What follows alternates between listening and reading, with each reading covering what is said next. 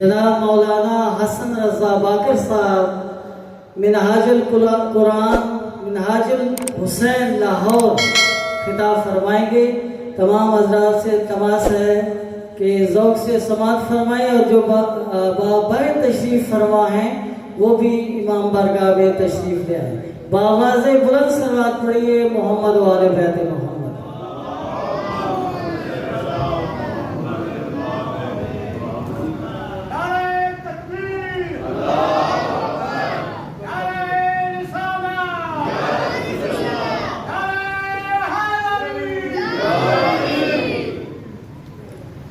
خاندان اہل بیت بھی برابر صلوات پڑھیے۔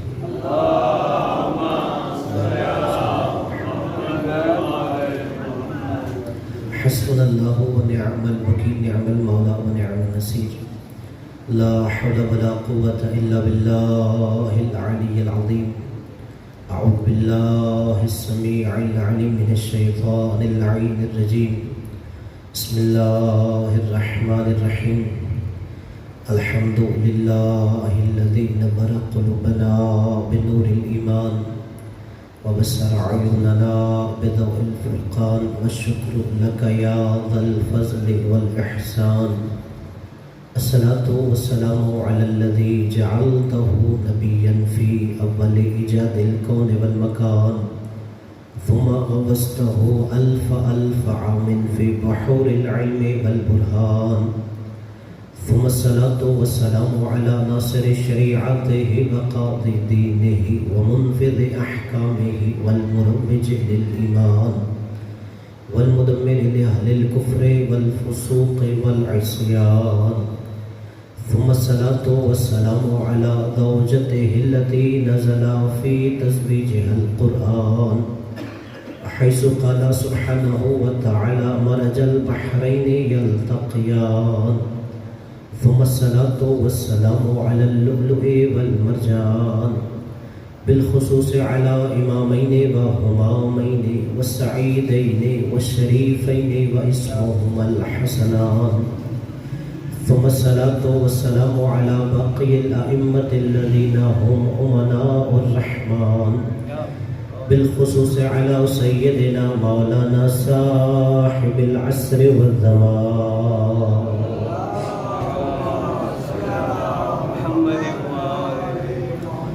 صلوات اللہ علی محبیہم ولعنت اللہ علی مبغضیہم فی کل حین وآوان۔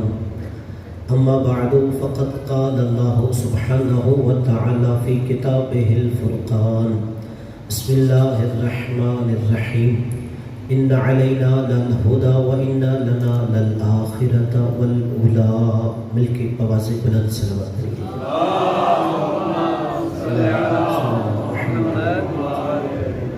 نعرہ تکبیر۔ مل کے پنجتن کی خالی کلام ہر بلندی سے بلند ہے، بلند آواز سے نعرہ تکبیر، نعرہ رسالت۔ یہ نعرہ مسلمان کی پہچان نعرہ ہوتا ہے، سب مل کے اپنے اسلام کا اظہار کیجیے۔ نعرہ رسالت، نعرہ حیدری۔ رسول کی حدیث ہے حضرت علی کی محبت مومن کی نشانی ہوتی ہے، سب مل کے اپنے ایمان کا اعلان کیجیے۔ نعرہ حیدری، حسینیت، یزیدیت۔ خاندان اہل بیت پہ بلند تر صلوات پڑھیے۔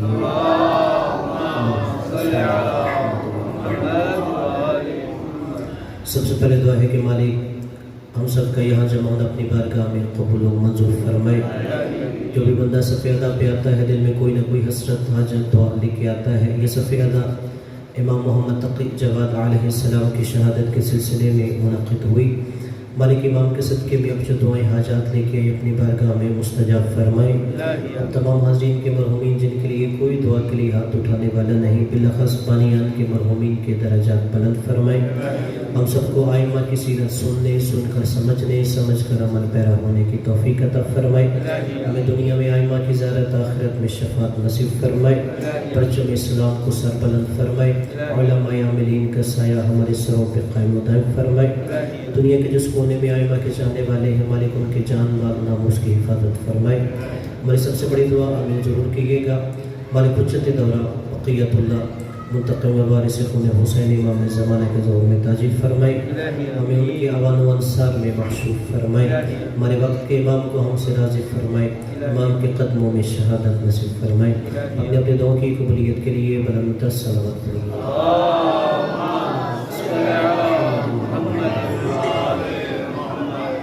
قبلہ تو جو ہے کہ کچھ عرض کروں۔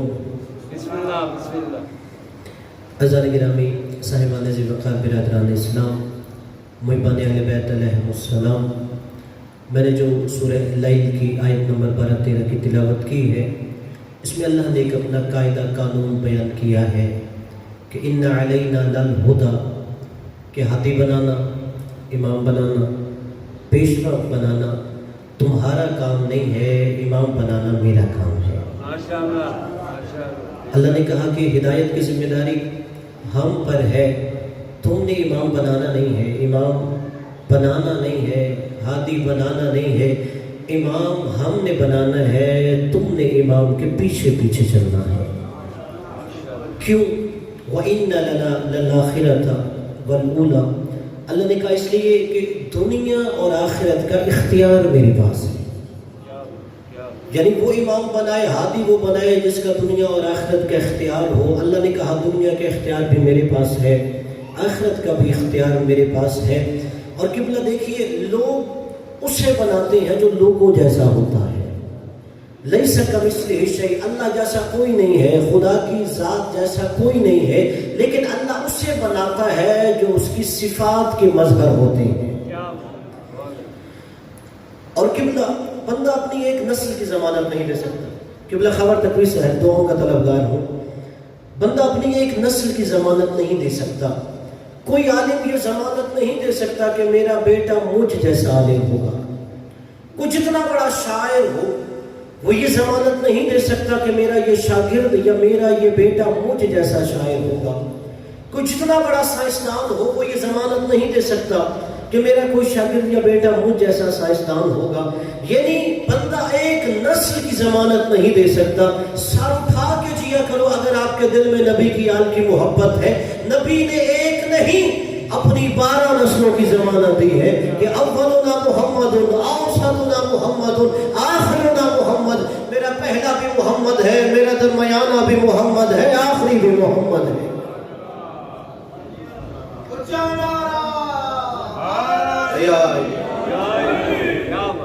بندہ ایک نسل کی ضمانت نہیں دے سکتا۔ نبی نے اپنی 12 نسلوں کی ضمانت دی ہے کہ 12 کا قول ایک ہے، فعل ایک ہے، عمل ایک ہے۔ اگر اور جملہ آسان کر دے تو اتحاد بین المسلمین کے ہمدائی ہونے کے ناطے پیار محبت کی فضا میں جملہ کہہ رہا ہوں۔ قبلہ اگر ہمیں کہیں 4 مصلی نظر آئے، 4 امام نظر آئے تو ہر ایک کی عبادت کا طریقہ الگ ہو جاتا ہے۔ وجہ یہ ہے کہ لوگوں کے بنائے ہوئے امام ہوتے ہیں، لیکن اللہ کے بنائے ہوئے 12 ہوتے ہیں، قول ایک ہوتا ہے، امام 12 ہوتے ہیں، فعل ایک ہوتا ہے، امام 12 ہوتا ہے، نماز کا طریقہ ایک ہوتا ہے۔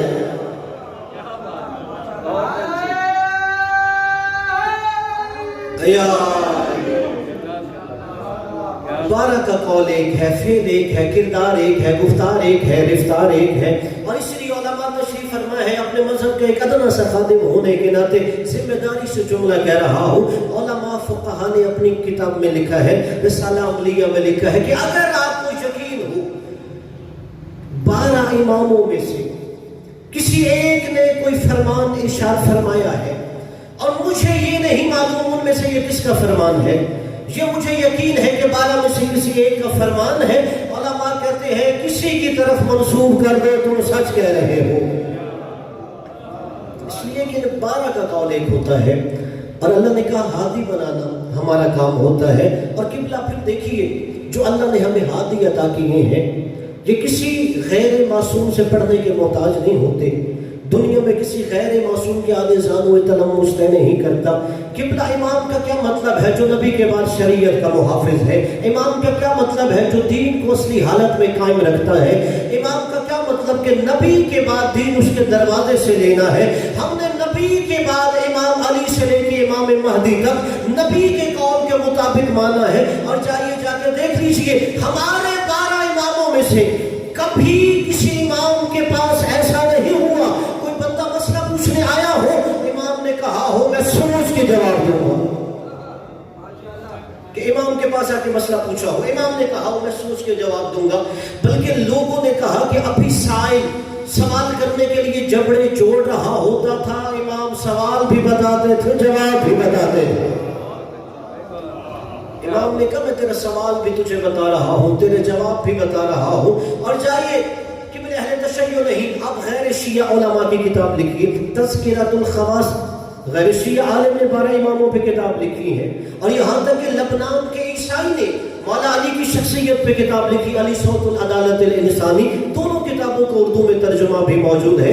یہاں تک کہ غیر شیعہ اور غیر مسلم علماء نے لکھا کہ ہر کوئی ان کے دروازے پہ آتا تھا، یا علی مجھے یہ مسئلہ بتاؤ، حسن ہمیں شریعت سمجھاؤ، حسین ہمیں دین کی حقیقت بتاؤ، زین العابدین عبادت کے راز سمجھاؤ، باقر العلوم ہمیں علوم کے اسرار بتاؤ، جعفر صادق ہمیں علم فقہ سکھاؤ، موسیٰ کاظم ہمیں دین سمجھاؤ، علی رضا ہمیں شریعت سمجھاؤ، محمد تقی ہمیں حقیقت دین محمدی بتاؤ، علی نقی ہمیں حقیقت شریعت اسلامیہ بتاؤ، حسن عسکری دین بتاؤ، مہدی دوران ہمیں حقیقت اسلام بتاؤ۔ یعنی ہر کوئی ہمارے پہلے امام سے لے کے 12ویں امام کے دروازے پہ آ رہا ہے، ہمیں یہ مسئلہ بتاؤ، ہمیں یہ مسئلہ بتاؤ، ہمیں یہ مسئلہ بتاؤ۔ اور کئی علماء نے لکھا اسلامی مملکت کی چپڑاسی سے لے کے صدر مملکت تک ان کے دروازے پہ آتے تھے، یہ مسئلہ بتاؤ، یہ مسئلہ بتاؤ، یہ مسئلہ بتاؤ، اور کئی لوگ یہ کہتے ہوئے دنیا سے چلے گئے اگر یہ نہ ہوتے ہم ہلاک ہو جاتے۔ اپنے مرضی کے مفتی کے سر پہ قرآن رکھ کے پوچھو، دین ہلاک ہونے والوں کے دروازے سے لینا چاہیے یا ہلاکت سے بچانے والوں سے لینا چاہیے؟ مالک آپ کو سلام کرتا، دین کس دروازے سے لینا چاہیے؟ جو خود ہلاک ہو رہا ہو ہمیں وہاں سے دین لے لینا چاہیے، یا جو ہلاکت سے بچا رہا ہو اس سے دین لینا چاہیے۔ اور قبلہ پھر امام اسے مانا جاتا ہے جس کے سینے میں علم کا ٹھاٹھے مارتا ہوا سمندر ہو، اس سے دین لینی ہے، اس سے شریعت لینی ہے۔ اور قبلہ دیکھیے اللہ نے جو قرآن میں امامت کی شرائط بیان کی، سورۃ البقرہ، وَإِذِ ابْتَلَىٰ إِبْرَاهِيمَ رَبُّهُ بِكَلِمَاتٍ فَأَتَمَّهُنَّ قَالَ إِنِّي جَاعِلُكَ لِلنَّاسِ إِمَامًا قَالَ وَمِنْ ذُرِّيَّتِي قَالَ لَا يَنَالُ عَهْدِ الظَّالِمِينَ۔ جناب ابراہیم اللہ کے نبی تھے، رسول تھے، خلیل اللہ تھے۔ جیسے ہی اللہ نے منصب امامت دیا، انی جاعلک للناس امام، ابراہیم لوگ نہیں تجھے میں امام بنا رہا ہوں۔ فوراً جناب ابراہیم نے کہا قال ومن ذریتی، بر الہ عہد امامت میری ذریت کو عطا کر۔ علماء کرام ہے دعا لینے کے لیے، نبوت تھی، جناب ابراہیم نے اولاد کے لیے نہیں کہا انہیں نبی بنا، رسالت کا عہدہ جناب ابراہیم علیہ السلام کے پاس تھا، اولاد کے لیے دعا نہیں مانگی انہیں رسول بنانا۔ کیا وجہ ہے کہ جیسے ہی منصب امامت ملا فوراً دعا کے لیے ہاتھ اٹھائے ومن ذریتی، میری اولاد کو امام بنانا۔ قبلہ علی نقی نقل صاحب جملہ لکھتے ہیں، وجہ یہ ہے جناب ابراہیم کی دور رس نگاہیں دیکھ رہی تھی نبوت اور رسالت کا باب بند ہو جائے گا، امامت قیامت تک جاری و ساری رہے گی۔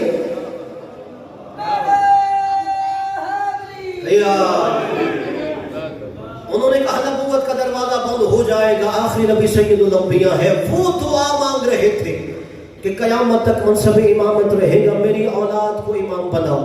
اللہ نے کہا لا ینال عہد الظالمین، یہ عہدہ امامت ظالموں کو نہیں ملتا، یعنی جو معصوم ہوتا ہے اسے ملتا ہے، جو عادل ہو اسے ملتا ہے۔ تعرف الاشیاء باضدادھا، کہ چیزیں اس کے ضد سے پہچانی جاتی ہیں۔ اللہ نے کہا ظالم کو عہدہ نہیں ملے گا، ظلم کی ضد ہے عدل، جو عادل ہوگا اسے منصب امامت ملے گا، جو عادل ہے اللہ نے کہا اسے منصب امامت ملے گا۔ اب جائیے برادران اسلام، میں نہیں کہتا کون صحیح ہے کون غلط ہے، جا کے ہر کوئی خود اپنے اصول دین پڑھے، جس کے اصول دین میں عدالت ہے وہاں امامت بھی ہے۔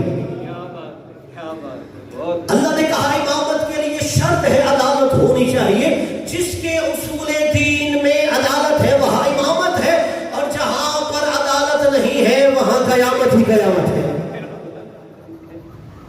جہاں عدالت نہیں وہاں قیامت ہی قیامت ہے۔ اور ہم نے کہا کہ چونکہ امام کو عادل ہونا چاہیے، اور پھر امام سن و سال کا محتاج نہیں ہے، امام عمر کا محتاج نہیں ہے۔ الامام امام ولو کان صبیا، امام ہوتا ہے اگرچہ ماں کی آغوش میں کیوں نہ ہو۔ اور پھر آج اس امام کی آپ یاد منا رہے ہیں، امام محمد تقی علیہ السلام، امام کی ذات پر صلوات پڑھیے۔ اللہم صلی علی محمد و علی کہ ہمارا عقیدہ ہے امام امام ہوتا ہے اگرچہ بچہ ہو، ماں کی آغوش میں ہو۔ جب سلسلہ امامت مولا علی سے چلا، چلتے چلتے 9ویں امام تک آ گیا۔ جب 9ویں امام منصب امامت پہ آئے تو امام کی عمر 7 سال کچھ مہینے تھی۔ میرا پڑھ لینا بڑا آسان ہے، آپ کا سن لینا بڑا آسان ہے۔ سوچو 7 سال کا بچہ ہو اور ساری امت کی قیادت کر رہا ہو، 7 سال کا بچہ ہو لوگ اس سے دین پوچھنے آ رہے ہو، 7 سال کا بچہ ہو وہ قرآن کی تفسیر بیان کر رہا ہو، اور جب لوگوں نے دیکھا کہ 7 سال کا بچہ منصب امامت پہ فائز ہو گیا ہے، امامت کا سلسلہ چلتے ہوئے یہ پہلا مرحلہ ہے کہ کم سنی میں ہمارے امام منصب امامت پہ فائز ہو گئے۔ جیسے ہی بنو عباس والوں کو پتہ چلا، انہوں نے کہا یہ جو کہتے ہیں امام امام ہوتا ہے اگرچہ ماں کی آغوش میں ہے، ہم امامت کے نظریے پہ کاری ضرب لگاتے ہیں۔ انہوں نے کہا 7 سال کا بچہ کیسے اتنی بڑی قوم کو لیڈ کر رہا ہے، کیسے ہی امت کا رہبر بن گیا ہے۔ مامون الرشید کہتا ہے بظاہر عمر میں چھوٹا ہے، علم میں بہت بڑا ہے۔ تم دیکھ رہے ہو 7 سال کا بچہ ہے، عمر میں چھوٹا ہے، علم میں بہت بڑا ہے۔ اور اسی دوران جب مامون نے اپنی بیٹی کا عقد امام سے کرنا چاہا، بنو عباس والے درمیان میں حائل ہونا چاہا کہ تو 7 سال کے بچے سے اپنی بیٹی پہ آنا چاہتا ہے، کیا تو نے اس کا علم دیکھا ہے، اس کا حکم دیکھا ہے، کیا اس کا تقویٰ دیکھا ہے؟ اب اس نے اپنے کمالات نہیں دکھائے۔ اب کہتے ہیں جیسے ہی کہا، مامون الرشید کہتا ہے چلو ایسے کرتے ہیں کہ اپنی مملکت میں ایک علم کی محفل سجا لیتے ہیں، ادھر یہ 7 سال کا بچہ بیٹھتا ہے، ادھر جو سب سے بڑا تمہاری نظر میں عالم ہے اسے اس کے مقابلے میں بٹھا لو۔ برادران اسلام جملہ لوہے دل پہ نصب کیجیے، داد خیرات میں نہ بھی دو، میرے حق میں دعا کرو میں آپ سے راضی ہو جاؤں گا۔ ایک طرف 7 سال کا منصب امامت پہ بیٹھا ہوا بچہ لوگوں کی نظر میں، دوسری طرف یحییٰ ابن اقسم کو بلایا گیا، قاضی القضا ہے، 70 سال کا بوڑھا ہے۔ کہتے ہیں 900 مفتیوں کو دربار میں بٹھایا گیا کہ آج بتانا ہے، نعوذ باللہ جو شیعہ کہتے ہیں امام امام ہوتا ہے اگرچہ ماں کی آغوش میں ہے، وہ کہہ رہے ہیں کہ 7 سال کے بچے کو نعوذ باللہ ہم امامت کے منصب سے معزول کر سکتے ہیں کہ بچہ علم کی اس منزلت پہ نہیں ہے وہ امت کی قیادت کر سکے۔ ادھر امام بیٹھے، ادھر بوڑھا قاضی القضا یحییٰ ابن اقسم بیٹھا۔ یحییٰ ابن اقسم نے جیسے ہی امام سے مقابلے کے لیے مامون کی طرف رخ کر کے کہا، مامون مجھے اجازت ہے میں اس بچے سے سوال کروں؟ مامون کہتا ہے تجھے ابھی سوال کے احترام کا بھی پتہ نہیں، اجازت ان سے دی جاتی ہے جس سے سوال کرنا ہو۔ تو مجھ سے اجازت لے رہا ہے، تیرا مقابلہ اس بچے کے ساتھ ہے، اس سے اجازت لے۔ سوچو تو صحیح، 70 سال کا بوڑھا جو قاضی القضا چیف جسٹس تھا، مفتی اعظم تھا، اس نے بچے سے کہا بتاؤ پہلا سوال آپ مجھ سے کرو گے یا میں آپ سے کروں؟ امام نے کہا پہلا تو مجھ سے سوال کر لے۔ یہ وہی کہہ سکتا ہے جسے اپنے علم پہ ناز ہوتا ہے۔ یحییٰ ابن اقسم کہتے ہیں اچھا مجھے سوال کا جواب دو، ایک بندہ ہے اس نے حالت احرام میں شکار کیا ہے، بتاؤ جس نے حالت احرام میں شکار کیا ہے وہ کفارہ کیا دے گا؟ مولا نے کہا یحییٰ ابن اقسم تیرا سوال ہی واضح نہیں ہے، تیرے ایک سوال کے 22 سوال بنتے ہیں۔ جو تم نے ایک سوال پوچھا ہے کہ حالت احرام میں شکار کیا ہے، تیرے ایک سوال کے 22 سوال بنتے ہیں، تو ان 22 سوالوں میں سے کون سا سوال پوچھنا چاہتا ہے؟ یحییٰ ابن اقسم کی پیشانی پہ پسینہ آ گیا، کہا کون سے 22 سوال بنتے ہیں آپ مجھے بتاؤ۔ مولا نے کہا تو نے صرف اتنا سوال کیا ہے، ایک بندہ نے حالت احرام میں شکار کیا ہے، بتاؤ اس کا کفارہ کیا ہے؟ مولا نے کہا اپنا سوال واضح کر، جس نے حالت احرام میں شکار کیا ہے وہ حدود حرم کے اندر شکار کر رہا ہے یا حدود حرم کے باہر شکار کر رہا تھا؟ وہ جو شکار کر رہا تھا وہ بالغ تھا یا نابالغ تھا؟ وہ آزاد ہے یا غلام ہے؟ وہ پہلی دفعہ شکار کر رہا ہے یا پہلے بھی شکار کر چکا ہے؟ مولا نے کہا اپنا سوال واضح کر، وہ شکار کرنے کے بعد اپنے فعل پہ پشیمان ہو رہا تھا یا ابھی بھی اپنے فعل پہ مصر ہے؟ مولا نے کہا اپنا سوال بتا، جو شکار کر رہا تھا وہ چھوٹا تھا یا بڑا تھا؟ چرند کا کر رہا تھا یا پرند کا کر رہا تھا؟ وہ چھوٹا جانور تھا یا بڑا جانور تھا؟ مولا نے کہا تیرا سوال ہی واضح نہیں، جو حالت احرام میں شکار کر رہا تھا وہ شکار کرنے والا دن میں شکار کر رہا تھا یا رات میں کر رہا تھا؟ مولا نے کہا اپنا سوال بتا. جو حالت احرام میں شکار کر رہا تھا اس نے احرام حج کا باندھا ہے یا عمرے کا باندھا ہے؟ 7 سال کا بچہ ہے. لوگوں کی نگاہوں میں یہ 7 سال کا بچہ ہے. مولا نے کہا مفتی اعظم اپنا سوال تو بتاؤ. مفتی اعظم خاموش ہو کے کہتا ہے آپ ایک ایک سوال کے مجھے جواب دیں. امام نے ایک ایک شک کا جواب دیا. مولا نے کہا اچھا یحییٰ ابن اقسم اب میں بھی تجھ سے ایک سوال کر لوں. اسے پتہ چل گیا یہ عام بچہ نہیں ہے. جیسے روایت کے جملے میں نے کتاب میں پڑھے ہیں منوان آپ کو بطور امانت دے رہا ہوں. یحییٰ ابن اقسم کہتا ہے ہم مجھ سے سوال کیجئے, اگر جواب آتا ہوا تو دے دوں گا ورنہ آپ سے پوچھ لوں گا. اگر آتا ہوا تو جواب دے دوں, ورنہ یہ جو شیعوں کا 7 سال کا امام منصب امامت پہ فائد ہے اس سے پوچھ لوں گا. مولا نے کہا اچھا یحییٰ ابن اقسم مجھے یہ بتا, ایک عورت ہے جس کی طرف ایک بندے نے فجر کے وقت نگاہ کی, اس پہ حرام تھی. جیسے ہی سورج طلوع ہوا وہ اس پہ حلال ہو گئی. کہ جیسے ہی ظہر ہوا پھر حرام ہو گئی. عصر کا وقت تھا پھر حلال ہو گئی. مغرب ہوا پھر حرام ہو گئی. عشاء کے وقت پھر حلال ہو گئی. کہ آدھی رات کو پھر حرام ہوئی, آدھی رات کے بعد حلال ہو گئی. پریشان ہو گئے. یحییٰ ابن اقسم بھی پریشان ہو کے کہتا ہے میں ایسی کسی عورت کو نہیں جانتا جو کبھی حلال ہوتی ہے کبھی حرام ہوتی ہے. امام نے کہا سن یحییٰ ابن اقسم, ایک عورت کسی دوسرے کی کنیز تھی. اس شخص کا اس کی طرف دیکھنا حرام تھا. جیسے ہی سورج طلوع ہوا اس نے خرید لیا, اس پہ حلال ہو گئی. مولا نے کہا ظہر کا وقت تھا, اس نے اس کنیز کو آزاد کر دیا, حرام ہو گئی. عصر کے وقت نکاح کر دیا, حلال ہو گئی. مولا نے کہا مغرب کا وقت تھا, اس نے اسے زہار کر دیا, اسے اپنی ماں کے ساتھ شواہد دے دی, اس پہ حرام ہو گئی. کہ عشاء کا وقت تھا, اس نے کفارہ دیا, حلال ہو گئی. کہ آدھی رات کا وقت تھا, اس نے طلاق رجعی دی, حرام ہو گئی. آدھی رات کے بعد رجوع کیا پھر حلال ہو گئی. کہا یہ ایک عورت ہے جو کبھی حلال ہو رہی ہے کبھی حرام ہو رہی ہے. تو برادران اسلام, امام کے لیے عمر شرط نہیں ہوتی, امام کے لیے علم شرط ہوتی ہے. کچھ اہل بیت کی وہ فضیلتیں ہیں جن پہ آپ اور ہم ناز کرتے ہیں, کچھ وہ فضیلتیں ہیں جن پہ خود اہل بیت ناز کیا کرتے تھے. ان کی فضیلت علم وہ ہے جس پہ خود اہل بیت ناز کیا کرتے تھے. مولا علی کے تو مصرے ہیں. مولا علی فرمایا کرتے تھے رضینا بالقسمت الجبار لنا علم وللاعداء مال. ہم اللہ کی اس تقسیم پہ راضی ہیں. اللہ نے ہمارے دشمن کو مال دیا ہے, ہمیں علم عطا کیا ہے. جب بھی ہمارا دشمن ہے دیکھ لو ہمارا دشمن کے پاس مال ہوگا. مولا نے کہا ہم راضی ہیں اس پر, دشمن کے پاس مال ہے, ہمارے پاس علم ہے. اور قبلہ یہی وجہ ہے کہ دین اس کے دروازے سے لیتے ہیں جس کا سینہ علم کا سمندر ہونا چاہیے. اور جب 8ویں امام نے دنیا سے پردہ کیا اس وقت 9ویں امام ابھی مدینے میں تھے. اور علی ابن موسیٰ رضا علیہ السلام کی شہادت کے بعد مامون نے کہا جاؤ قاصد بھیجو اور ان کے بیٹے کو مدینے سے یہاں بلوایا جائے. کہتے ہیں ابھی اس کی بادشاہ سے ملاقات نہیں ہوئی امام کی کہ مامون اپنے سپاہیوں کے ساتھ جا رہا تھا. اب امام کی علم کی وسعتوں کا اندازہ لگائیے, عالم ہی نہیں علم کی کس بلندیوں پہ امام فائز ہے. اب کہتے ہیں کہ مامون اپنے سپاہیوں کے ساتھ شکار پہ جا رہا تھا, ابھی امام سے ملاقات نہیں ہوئی. کہتے ہیں جیسے ہی وہ اپنے سپاہیوں پروٹوکول کے ساتھ گزر رہا, سامنے بچے کھیل رہے تھے.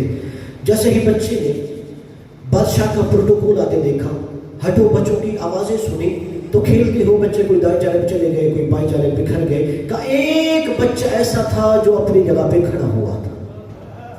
مامون نے کہا سپاہیوں کو اس بچے کو میرے قریب بلاؤ. قریب بلایا گیا. مامون نے کہا تمام یہاں موجود بچے دائیں بائیں جانب دوڑ گئے, تم ابھی تک اپنی جگہ پہ کیوں کھڑے ہو؟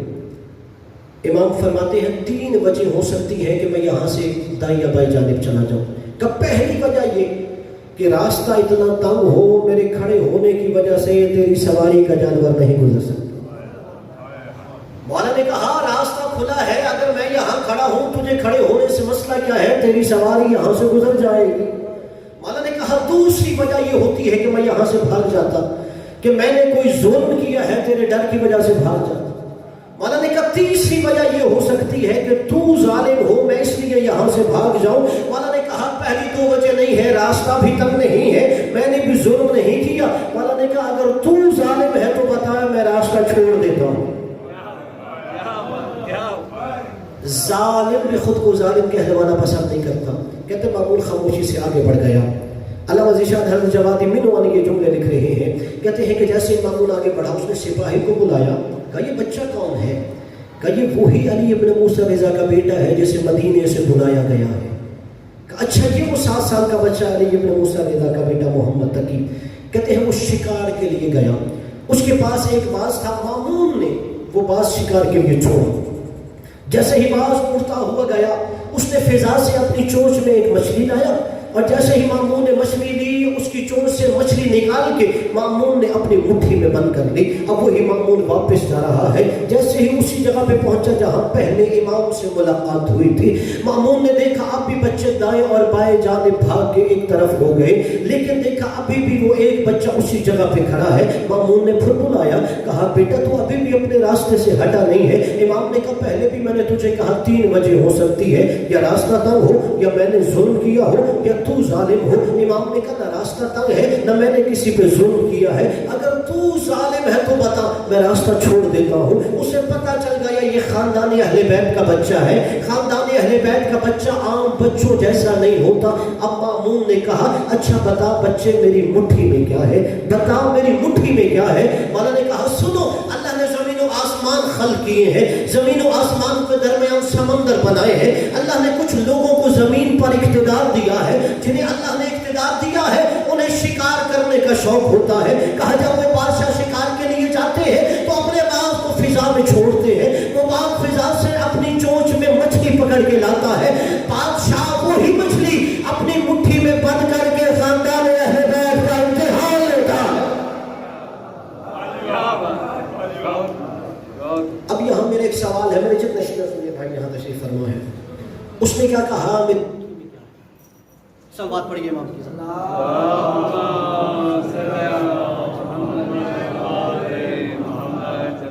तवज्जो है ना मेरी तरफ, आवाज आप तक पहुंच रही है। उसने क्या कहा मेरी मुट्ठी में क्या है? इसका जवाब क्या होना चाहिए था? आपकी मुट्ठी में मछली है।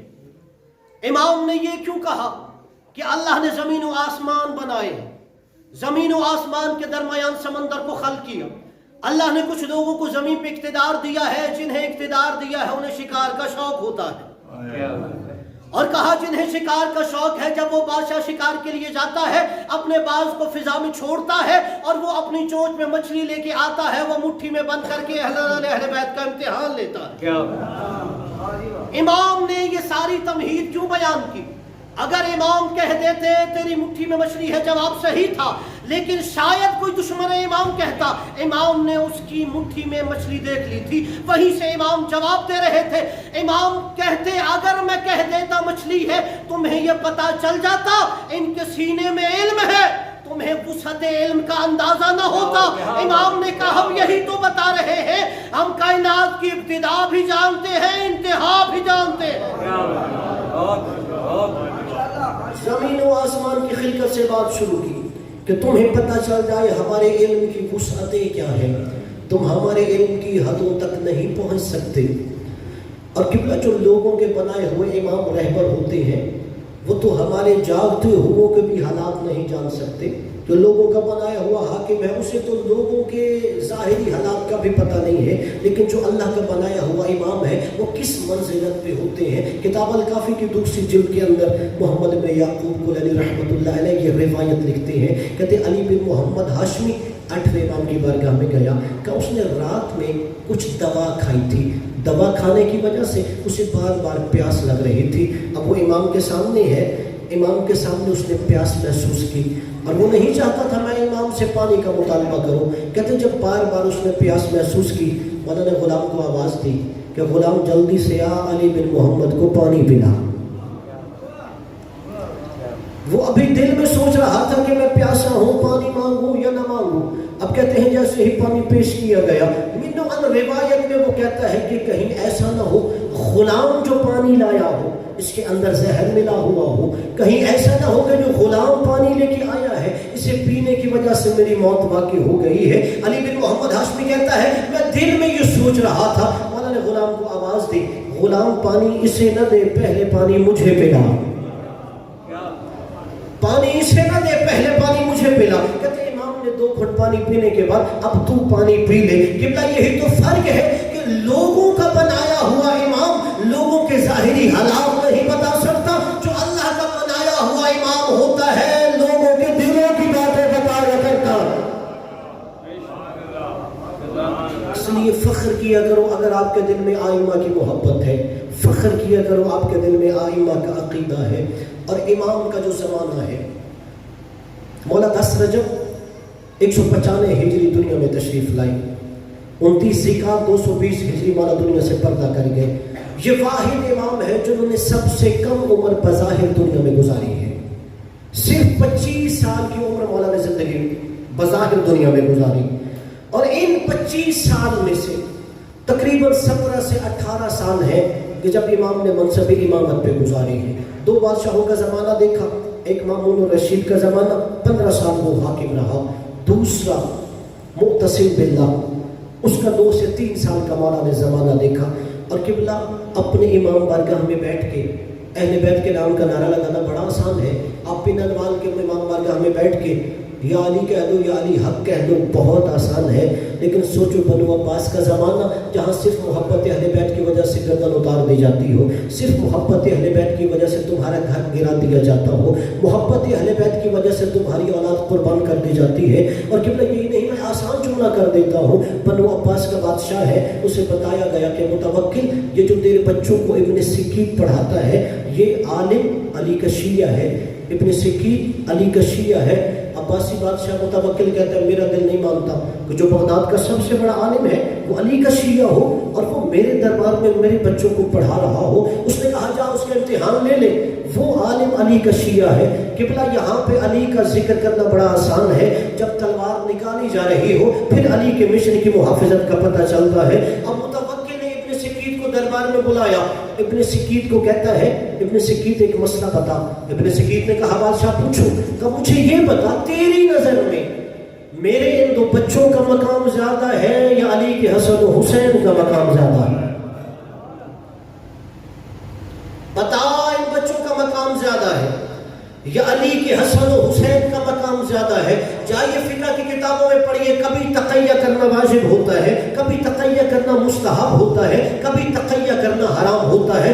جب بندے کو پتا ہو کہ اگر یہاں میں نے عقیدہ چھکایا اور وہاں اسلام کی حرمت پامال ہو جائے گی، وہاں عقیدہ تقیہ کرنا حرام ہوتا ہے۔ اب ابن سکیت کو پتہ چل گیا اگر میں نے کہا تیرے ان 2 بچوں کا مقام زیادہ ہے، ابن سکیت کی جان بچ جائے گی، لیکن ابن سکیت اپنی آخرت کا سودا کر دے گا۔ اور اگر یہ کہہ دیا کہ علی کے حسن و حسین کا مقام زیادہ ہے تو ابن سکیت کی گردن اڑا دی جائے گی۔ لیکن اسے پتا ہے آج ابن سکیت جو دشمن کے دربار میں جواب دے گا سارے بغداد والے اپنا عقیدہ بنا لیں گے۔ متوکل کہتا ہے نہیں ابن سکیت جا گھر چلا جا، کل تمہارا بغداد میں دربار لگایا جائے گا اور میرے مفتیان دین اور بغداد کی عوام کے سامنے سوال پوچھا جائے گا، پھر تو نے اس سوال کا جواب دینا ہے۔ ابن سکیت گھر چلا گیا۔ ابن سکیت کو پتا ہے کہ اگر اس کے بیٹوں کو افسر قرار دے دیا جان بچ جائے گی، اپنی آخرت پیش دوں گا۔ اگر حسن و حسین کو افسر قرار دیا تو جان قربان ہو جائے گی،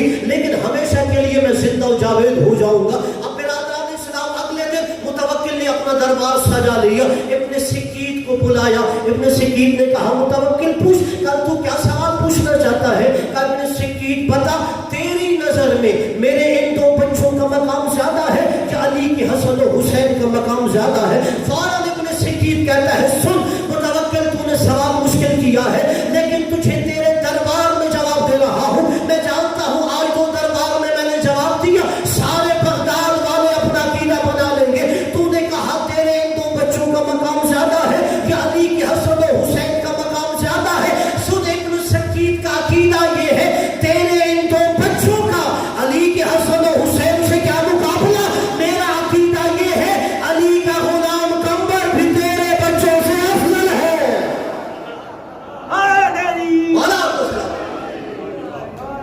تو کہتا ہے کہ تیرے بچوں کا علی کے بچوں سے مقابلہ کرنا۔ ایسے مشکل حالات میں امام دین ہم تک پہنچا رہے تھے۔ کہا تو کہتا ہے کہ تیرے بچوں کا حسن حسین سے موازنہ، علی کا غلام کمبر بھی افضل ہوتا ہے۔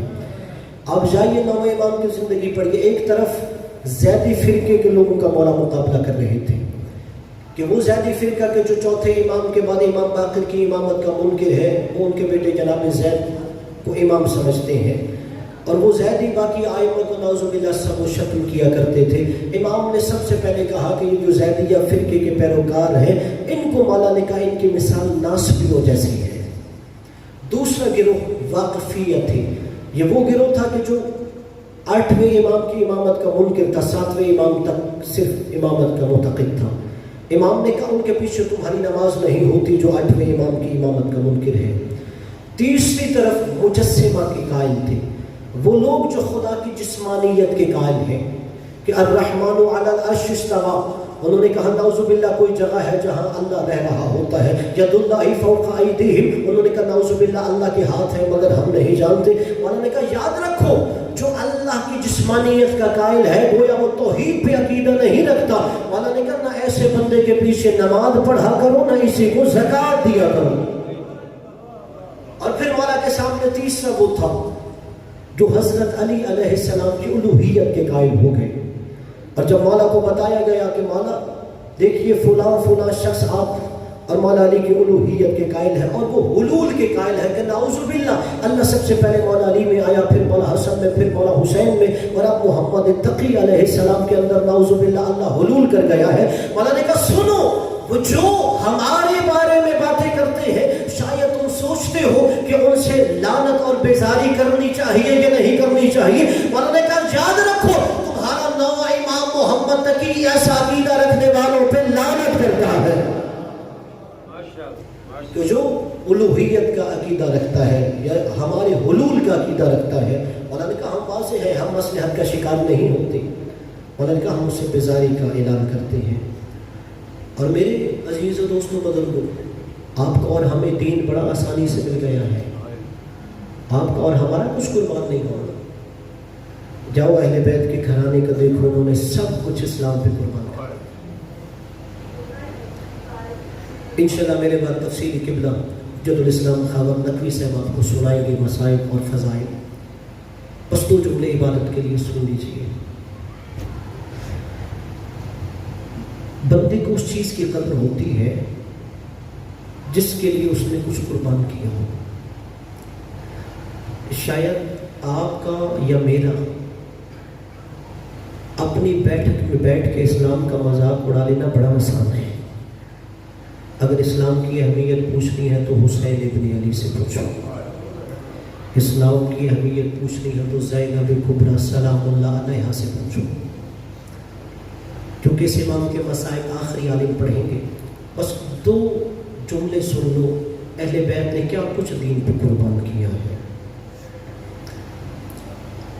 عدد سوچو تو صحیح، وہ فاطمہ سلام اللہ علیہا کی بیٹی جو رات کی تاریکی میں نانا کے روزے پہ جاتی ہو، جو رات کی تاریکی میں ماں زہرا کی قبر پہ جاتی ہو، اسے دن کے اجالے میں بدماشوں کے مجمع میں لایا جاتا ہے۔ عزادارو ایک موقع ایسا آیا تھا جب علی کی بیٹی نے اپنے مرنے کی دعا مانگی تھی۔ کتاب کا نام ہے معرک بالحسین، عربی میں مقتل میں 3 جلدوں کی کتاب ہے۔ میں نے اس میں اپنی گناہگار آنکھوں سے یہ روایت پڑھی ہے کہ زینب سلام اللہ علیہا نے کربلا کے بعد شام تک صرف ایک موقع پر مرنے کی دعا مانگ رہی تھی۔ عزادارو آپ سوچو گے وہ کون سا موقع ہے؟ عزادارو حسین کے گلے پہ خنجر چلتا رہا، زینب نے مرنے کی دعا نہیں مانگی۔ عزادارو شام غریبہ خیام کو آگ لگ گئی، زینب سلام اللہ علیہا نے مرنے کی دعا نہیں مانگی۔ عزادارو زینب سلام اللہ علیہا کے سر سے ریتا اتاری گئی، میری آقا ذاتی نے مرنے کی دعا نہیں مانگی۔ عزادارو ہاتھوں میں رسیاں باندھی گئی، زینب سلام اللہ علیہا نے مرنے کی دعا نہیں مانگی۔ عزادارو کوفہ کا بازار گزر گیا، کوفہ کا دربار گزر گیا، میری آقا ذاتی نے مرنے کی دعا نہیں مانگی۔ عزادارو شام کا بازار عبور ہو گیا، شام کا بازار عبور کرنے کے بعد زینب سلام اللہ علیہا شام کے دربار کے مرکزی دروازے سے شام کے دربار کا ماحول دیکھتی ہے. شرابی تخت پہ بیٹھا ہے, تیسری سیڑھی پہ حسین کا سر ہے, سامنے شرابیوں کا مجمع ہے, ناچ گانے والے بلائے گئے. پہلی دفعہ زہرا کی بیٹی روتے روتے زمین پہ بیٹھ گئی. عزادارو آسمان کی طرف دیکھ کے کہا یا ویلتا لیتنی مت قبل ھذا وکنت نسیا منسیا, اے کاش زینب یہ دربار دیکھنے سے پہلے مر گئی ہوتی اور کسی کو پتا بھی نہ ہوتا کوئی زینب بھی دنیا میں آئی تھی. اجرکم علی زہرا. عزادارو ایک روایت اور سن لیجئے تاکہ جو عبادت کرنا چاہے وہ عبادت میں شریک ہو جائے. امام سجاد علیہ السلام کہتے ہیں پھوپھی اماں اگر نانا کا دین بچانا ہے آپ کو دربار میں جانا پڑے گا, اگر نانا کی رسالت بچانی ہے آپ کو دربار میں جانا پڑے گا. عزادارو بسم اللہ الرحمن الرحیم پڑھ کے زہرا کی بیٹی نے اپنا پہلا قدم دربار میں رکھا. عزادارو جیسے ہی قدم رکھا, علماء کہتے ہیں ایک رسی تھی, 12 گلے تھے, اسی رسی میں فضا کا گلا باندھا گیا, اسی رسی میں زینب سلام اللہ علیہا کا گلا. عزادارو سب سے آخر میں وہی رسی 4 سال کی ایک سیدادی کے گلے میں باندھی گئی. کافی دیر کے بعد وہ ملعون شراب کے نشے میں کہتا ہے من منہن بنت زہرا, ان عورتوں میں زہرا کی بڑی بیٹی زینب کون ہے؟ عزادارو جب ہی زینب سلام اللہ علیہا نے اس شرابی کے منہ سے اپنی ماں زہرا کا نام سنا, زینب زینب نہ رہی, زینب حیدر کرار ہو گئی. کہ اس خود یبن طلقہ, ہمارے آزاد کردہ غلاموں کے بیٹے اپنی نجس زبان سے میری ماں کا نام نہ لینا. عزادارو وہی دربار میں نبی کا نابینا صحابی بیٹھا تھا, ساتھ والے کا گھٹنا ہلا کے کہتا ہے آج 61 ہجری علی کہاں شام کے دربار میں آ گیا. وہ کہتا ہے یہ علی نہیں بول رہا. کہ پھر علی کا کون سا بیٹا بول رہا ہے؟ وہ کہتا ہے تیری آنکھیں نہیں ہے, یہ علی کا بیٹا نہیں, علی کی بیٹی بول رہی ہے. عزادارو نابینا صحابی کہتا ہے تجھے یہ بات کرتے ہوئے شرم نہیں آئی؟ کچھ علی کی بیٹی, کچھ شرابی کا دربار, کعبے آئی نہیں, اسے لایا گیا ہے, اس کے سر پہ چادر نہیں ہے, اس کے ہاتھ پسے گردن بندھے ہیں.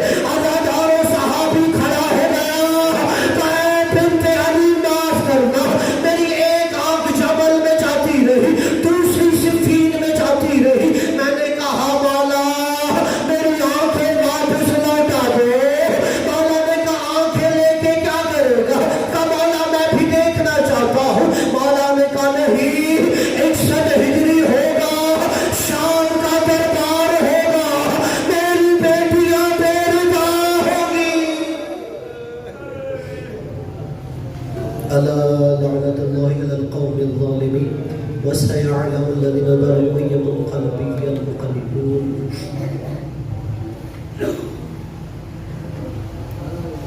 سمجھ یہ تھے جناب